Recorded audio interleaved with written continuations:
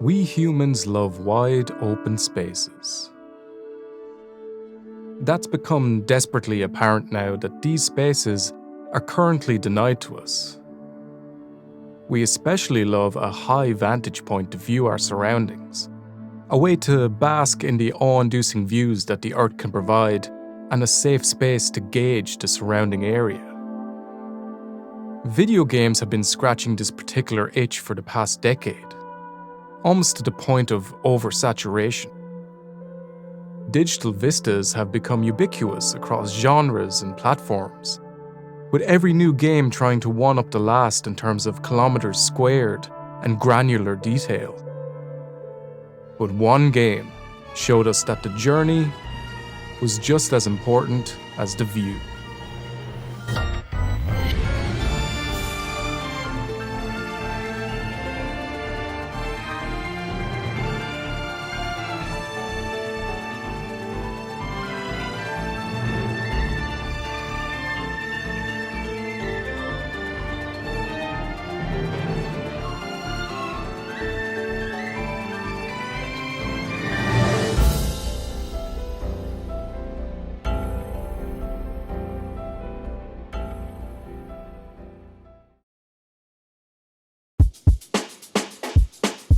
The Legend of Zelda series has always been rooted in the concept of freedom and exploration. The original game was apparently inspired by Shigeru Miyamoto's travels around his childhood home. He quotes the discovery of a cave in the woods, which he explored with the aid of a lantern, as a particularly significant memory. This translated into a game that shunned any hand-holding, offering players the experience of completely unbridled exploration and the joy of discovery. As the series continued, we saw that formula replicated. First with A Link to the Past, then Ocarina of Time, and so on. But with each iteration, that formula became more and more fundamental to the game's design. Almost every game followed the same structure crafted by A Link to the Past. Collect 3 things, watch a cutscene, then collect a few more things before fighting Ganon and saving Princess Zelda. Some of the titles added variances on this blueprint, but for the most part, this is what you got with a Zelda game. And people loved them. Critics loved them. Some of these games still rank near the top of any greatest games of all time list. But there was a feeling of inertia creeping into the series, especially with the last few entries.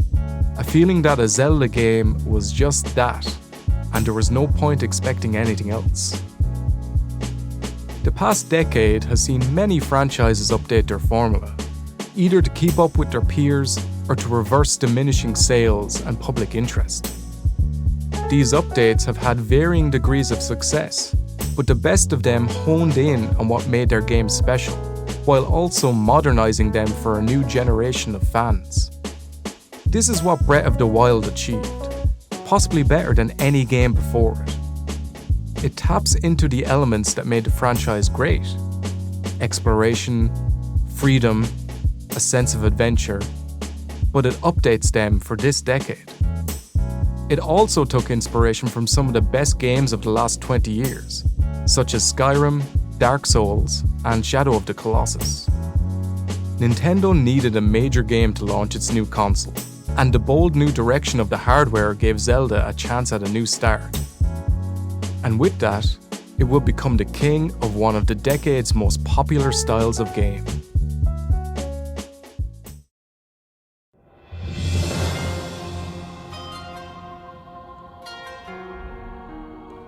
See those mountains in the distance? You'll be able to climb those. This phrase has been drilled into our brains by countless promotional videos, with studios falling over themselves to declare that their game would give players the most complete open-world experience. It even came up during the Zelda gameplay reveal, uttered with confidence by producer Eiji Aonuma. In this case, though, it turned out that the players would actually want to get to those mountains and would enjoy the challenge of doing so. Breath of the Wild made traversing its hills, lakes, and fields an absolute joy. And it's a good thing too, because it forms the majority of the Zelda gameplay experience, and was the catalyst for the inception of the franchise in the first place. Players can climb, glide, shield surf, and gallop around this world, with each of these mechanics having their own challenges and meta gameplay elements to keep them interesting. Shield surfing is a quick and frankly fucking sick way to travel down slopes at fast speed, but it also damages and eventually destroys your shield. Climbing and gliding are the most effective ways to get to certain destinations, but both expend stamina to use, tempering your use of them and forcing you to mix up your approach to each objective. Other games have developed core mechanics around traversal, such as Getting Over It with Bennett Foddy, and basically every platforming game ever. Death Stranding's somewhat realistic walking mechanics had players approach its mountains and rivers with caution, and at a pace that suited its melancholic atmosphere. Breath of the Wild also integrates traversal into its open world, but it does so with an added dose of fun and freedom. None of these mechanics would matter if the world itself wasn't a joy to explore. Hyrule in Breath of the Wild is overflowing with strange and intriguing sights, giving the player the incentive to find what new village or area awaits them next. The art style of this world is a pleasing mix of the cartoony, cel-shaded Wind Waker form, blended with the more realistic style of some of the Wii Zelda games. It can at times look like a watercolor painting in motion, with vivid colors and contrasting textures all creating a pleasing tapestry. The design of certain aspects of this land also reflects some of the game's themes. The design of the shrines, influenced by the Joman art style of prehistoric Japan, hints at a civilization and culture that is completely alien to what currently inhabits Hyrule. This theme of old mixing with new extends throughout, with the design team doing an amazing job of blending many different art styles and indeed gameplay mechanics together to create something excitingly new. The world's layout is designed so that you're never too far from points of interest. Players will naturally make a beeline for the towers, which when activated, offer a vantage point to most areas of curiosity surrounding it. But on the journey to these towers, it is very easy to get distracted by any number of side paths. This does mean that a simple objective, like reaching the next tower or shrine, can take a lot longer than needed, as you investigate a particularly odd-shaped hill in the distance. This approach is obviously different from player to player, as some people may prioritize completing the main quest over any tangential curiosities. But it does reflect a design preference for freedom over focus, which has been a hallmark of most open-world games. But in the case of Breath of the Wild, it rewards intrigue with discovery, and is mostly developed during gameplay sections without plastering your map with a million icons, like some other games insist on doing. The world of Breath of the Wild is also surprisingly immersive for something that looks like a 90s Studio Ghibli film.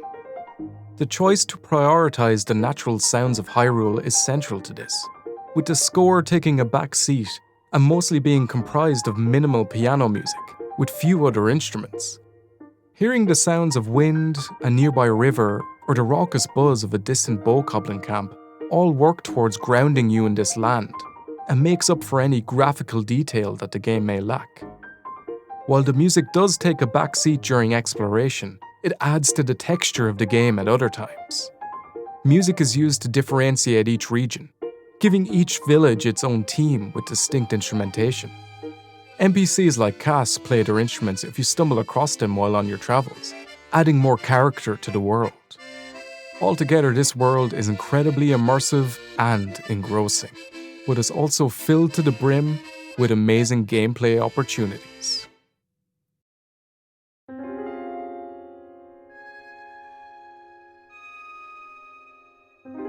It seems like every decade or so, Nintendo wakes up and decides to give their formula a good kick up the arse.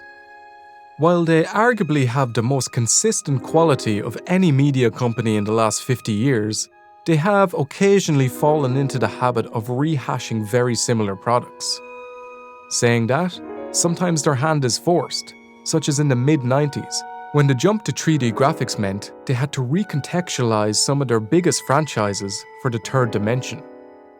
A similar feeling of not being left behind by their competitors surrounds the development of Breath of the Wild, with Nintendo forced to keep up with the times, or risk their games feeling antiquated in the current gaming culture. They updated Zelda in thrilling fashion, but what's most impressive is how many unconventional ingredients went into this new recipe. To start with, there's a new emphasis on physics-based abilities for Link. The formula from most previous Zelda games had the player unlock a series of items, like the hookshot or the boomerang, and these would be used to solve puzzles in their accompanying temple or dungeon. In Breath of the Wild, the player is instead given the ability to manipulate the physics of certain objects in the world in a variety of ways, and they are given these abilities quite early in the game. This early introduction allows the player to quickly become comfortable with using these powers, and more importantly, by gifting the player with these in a relatively easy area of the game world in terms of enemies, it encourages them to experiment with using these abilities during combat in a safe environment. The range of ways you can approach any puzzle or encounter with these powers is impressive, with the game emboldening the player to test the boundaries of the world, to try and use these granted abilities to see how far the game's freedom extends. Just watch any speedrun of the game to see how these powers can be used to completely break the game, but in a way that I don't think the developers would be completely opposed to, as it is in keeping with the spirit of this title. That spirit extends to the combat too. The previously stated abilities can be used in most enemy encounters in emergent and organic ways, as opposed to some of the more generic abilities in other similar games. Those powers aside, the action has a tougher edge to it than previous Zelda games, and indeed most open-world titles, where combat can sometimes be the weakest element of the game. In Breath of the Wild, enemies can quickly do a lot of damage, and they can gang up on Link, so you have to pay them respect. To an extent. The range of ways you can approach each combat encounter means that multiple playstyles are valid, be they stealth-focused, more aggressively combat-leaning, or a chaotic inventive style that uses all the game's systems to your advantage. The combat has such a theme of freedom that even the elements, such as thunder or fire, can be used against the enemies in interesting ways. Weapon durability is one of the more contentious ingredients in the Breath of the Wild soup. And admittedly, it can be frustrating to see your Master Sword shatter after striking some low-level enemy. But this system does lead to a change in player mentality when approaching combat and when looting enemies. Instead of hoarding weapons a la Skyrim, you are forced to treat them as a throwaway item, sometimes literally. Switching between weapons often and using them in imaginative ways is encouraged by a combat system that rewards more than the usual blocking and slashing. This also makes on-the-fly decisions about which weapon to pick up a lot more interesting. Do you swap your axe for a wooden club so that you have a wooden weapon if lightning strikes? Do you keep a balance of spears, clubs, and swords? Or do you go for an all-axe build like some sort of kleptomaniac Gimli? These sorts of decisions are more interesting than trying to gauge how many cabbages you will have to drop so that your carry weight will let you pick up an elven dagger. Speaking of cabbage, food makes an unexpected appearance in this Zelda too. The cooking system, like most of the game's systems, encourages experimentation and is a lot of fun to just mess around with. Trying out different combos of ingredients is half the fun, and the animation where the food jumps around in your pot is one of the many charming and memorable animations in the game. The cooking also dovetails two different sides of the game into a new system. Through looting ingredients, you can play around with recipes and make health items, but you can also make buffs, such as cold resistance or slower stamina reduction, which adds even more depth to exploration and combat. This synergy between systems is Breath of the Wild's best strength, the secret sauce in a game that has many great and unusual elements, but ends up being more than the sum of its parts.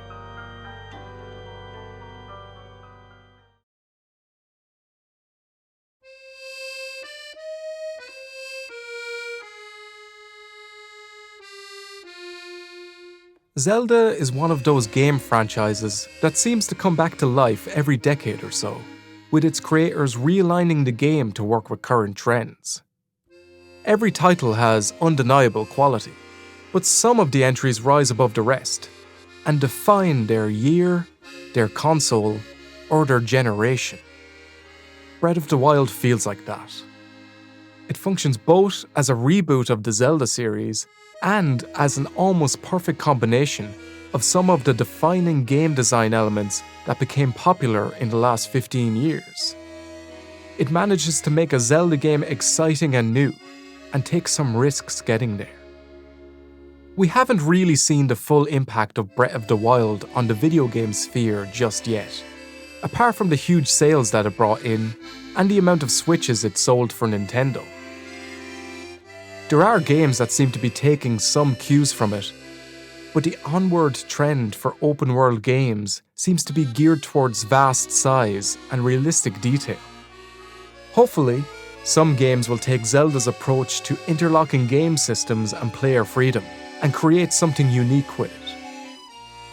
As for the Zelda series itself, it almost seems like a new beginning.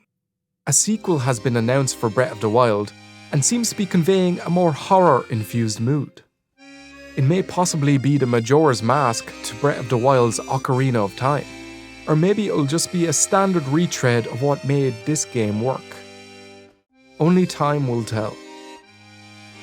Breath of the Wild stands as a great launch title, a fun open world, a daring update of a franchise, and as the pinnacle of what makes Nintendo games great. Hopefully, the next one will surpass even that.